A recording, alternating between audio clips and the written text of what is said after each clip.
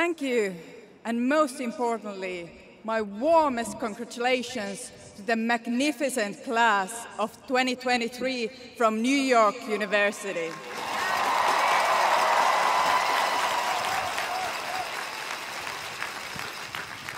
It is truly an honor to be here with you on this prestigious occasion at the NYU, which has cultivated so many thinkers, writers, scientists, and notable alumni. I would also like to express my heartfelt gratitude to the esteemed members of the faculty and the proud parents and family members, as well as devoted friends in attendance.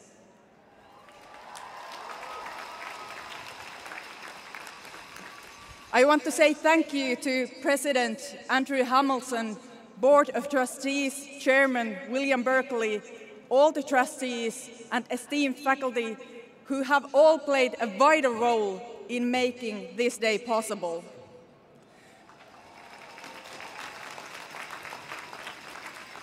I'm deeply grateful to receive this honorary degree, and I'm very proud to share this occasion with my fellow honorary doctorates, Caroline Bertozzi, Misty Copeland, and Freeman Rabowski, who inspire me with their contribution to our world.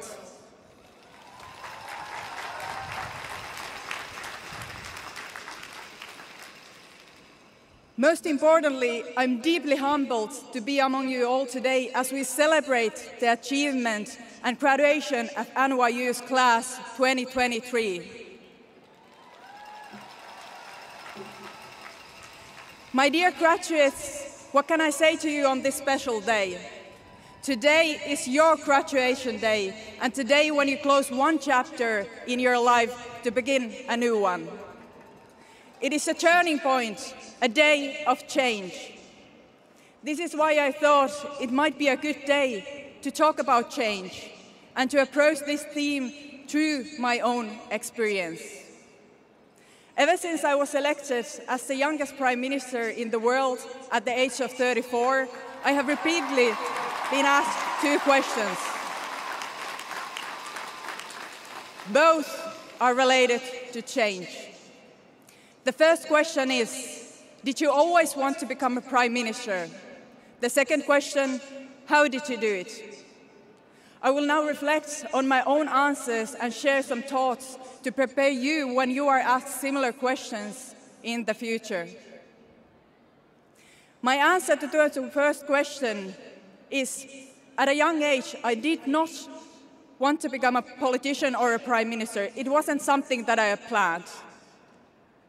The answer to the second question is that I eventually did because I wanted to change things, to change the world. And because I realized that it was also my responsibility, not only somebody else's. I knew I had already been lectured a lot since you were able to graduate from this very special institution, but I thought I might add on that by offering just a few small insights more. This is why I want to give you 3 pieces of advice about change. Advice number 1, you have the right to want things and want things to change.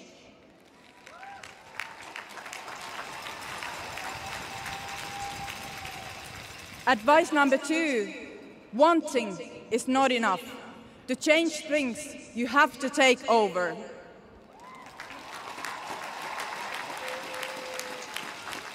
And advice number 3, you have to stop being afraid.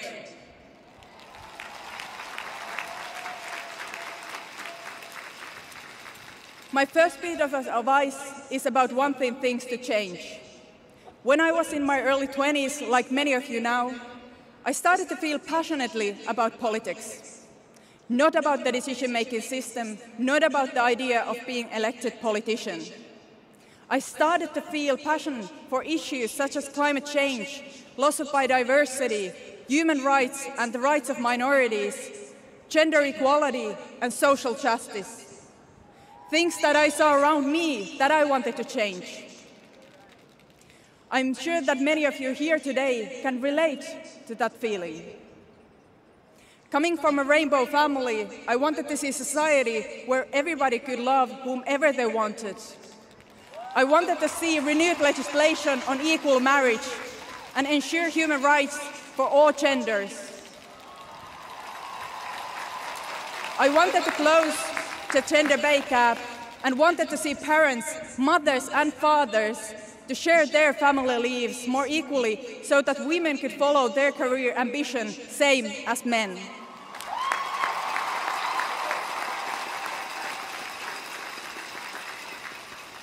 Coming from Finland, a northern European country with extraordinary nature, I wanted to stop climate change and see societies become more sustainable.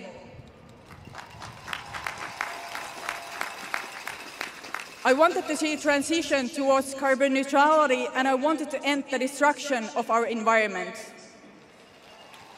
I wanted a society where everybody could have equal rights and opportunities. I wanted to strengthen the education system so that every child could pursue their dream.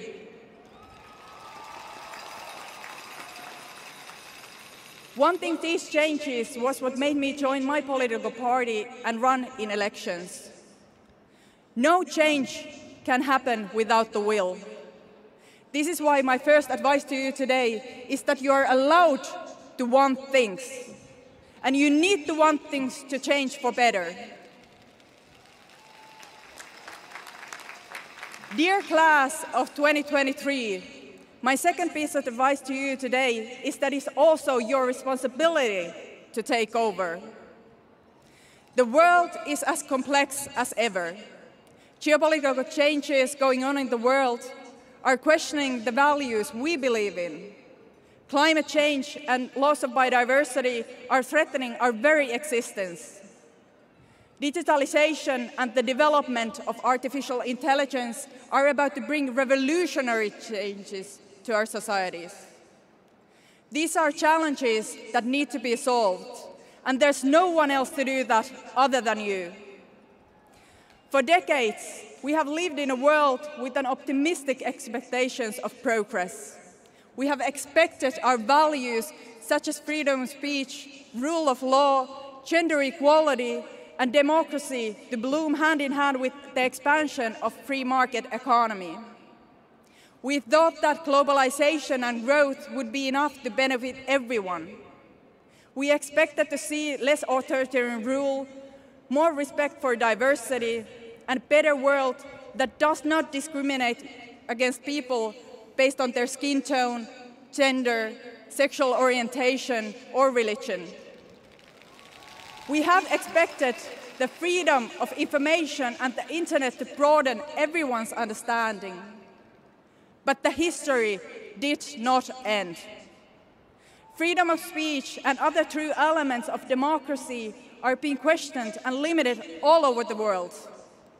Whether this means diminishing the truth with false balance or using our personal data to influence our democratic elections, the rule of law as well as freedom of expression and the media need active defending. Gender equality has taken leaps backwards across the globe. The right to safe abortion is being limited also in Europe. Different expressions of gender are being presented as a threat. The swollen amount of inequality and lack of social mobility are challenging our ideas about having the same possibilities and freedoms in life. The tip of the iceberg of all of these worrying developments is the return of war and heavy power politics to the Western sphere, to Europe.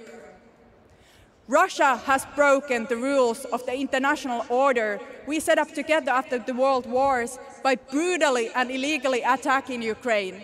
And in doing so, it has questioned all of the other rules as well. All of these questions are battles of values, and we must all take a side on that battle. There is no middle ground.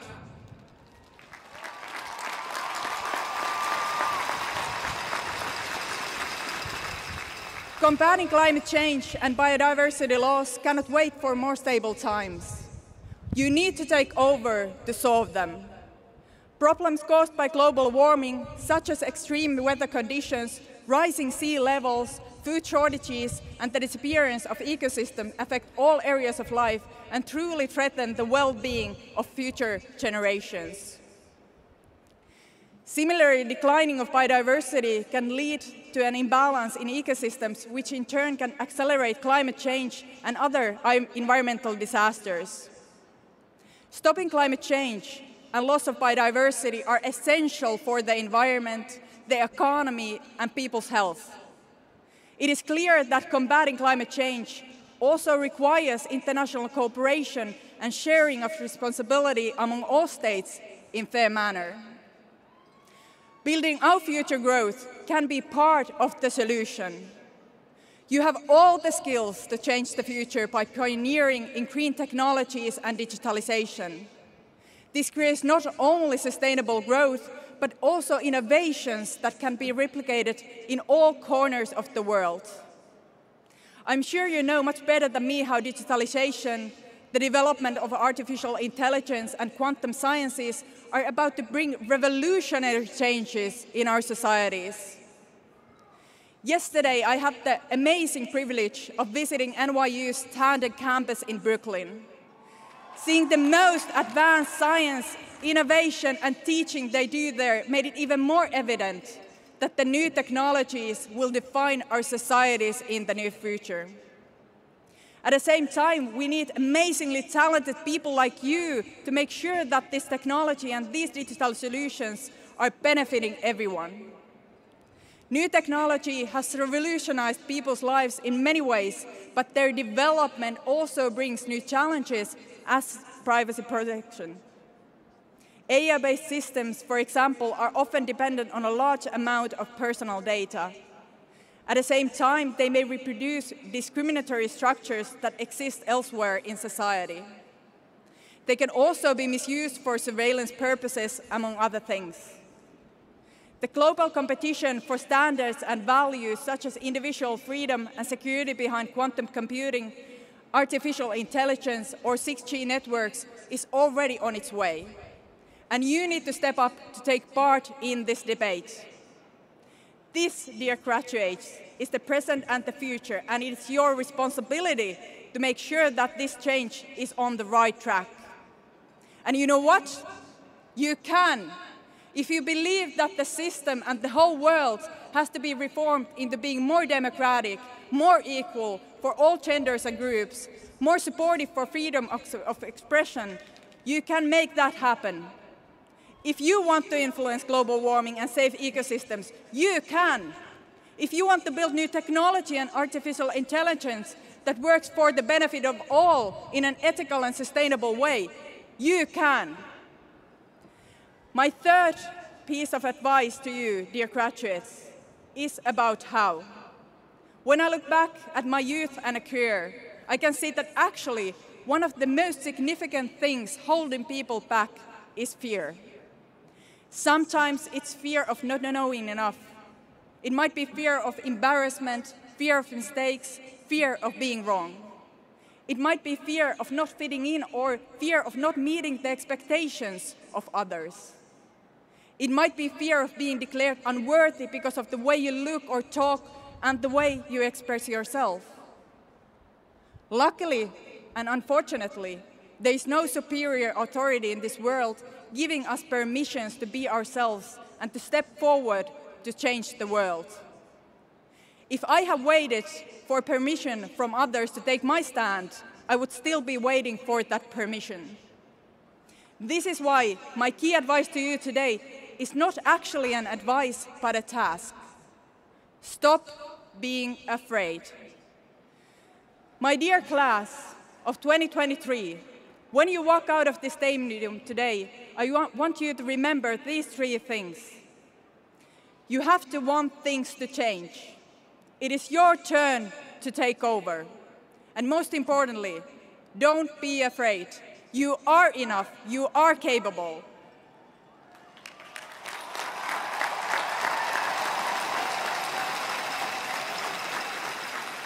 Together with others, you can do anything, and you must, because there's no one else to do it but you. Dear class, why am I telling you this? Why am I giving you these advices? because there are not nearly enough women in leadership positions, not nearly enough young people, not nearly enough people from different backgrounds in our democratic decision-making systems. The face of the power is not the same as the face of the people, and this has to change.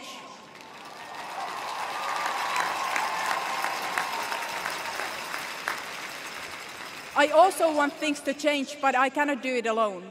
I need you and others with me to make the world more equal, more sustainable, and more just. I know I'm not alone with this thought. I know many of you want the same, and together we can make it a reality. So, now we just have to do it. Dear class, I'm so happy to be here today with you in New York, one of the greatest and most progressive cities in the world. And once again, my warmest congratulations to the magnificent graduating class of 2023 from New York University.